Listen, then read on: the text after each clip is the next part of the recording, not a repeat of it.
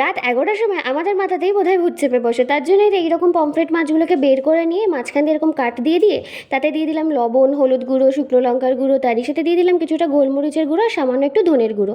এরপরে দিয়ে দিলাম একটু আদা বাটা আর রসুন বাটা, আর তারই সাথে দিয়ে দিলাম লেবুর রস। দিয়ে মশলাগুলোকে ভালো করে মাছের সাথে কিন্তু মিক্সড করে রেখে দিলাম। হাতে যেহেতু সময় ছিল না, তাই আমি এটাকে আর ম্যারিনেট করে রাখতে পারিনি। তবে তোমাদের কাছে সময় থাকলে কিন্তু আধ ঘন্টা থেকে 2 ঘন্টা রাখতেই পারো। এবার মাছটাকে নিয়ে তার মধ্যে একটু বেসন আর সর্ষের তেল দিয়ে আবারও মশলাগুলোর সাথে ভালো করে কিন্তু এই সব কিছু মিশিয়ে নিলাম। এবার কড়াইতে কিছু সর্ষের তেল ভালো মতো গরম করে নিয়েছি। এবার ওই গরম করা তেলের মধ্যে একে একে কিন্তু মাছগুলোকে এইভাবে ছেড়ে দিলাম। আর দুদিকটাকে কিন্তু উল্টে পাল্টে বেশ লাল লাল করে মিডিয়াম টু লো ফ্লেমে রেখে মাছগুলোকে ভেজে নিতে হবে। দুদিকটা এরকম সুন্দর দাগ চলে আসলেই কিন্তু এই পমফ্রেট ফ্রাই একদম তৈরি। কিছুটা স্যালাড আর লেবুর সাথে সার্ভ করে দাও, দুর্দান্ত লাগে, একদম রেস্টুরেন্টের মতো।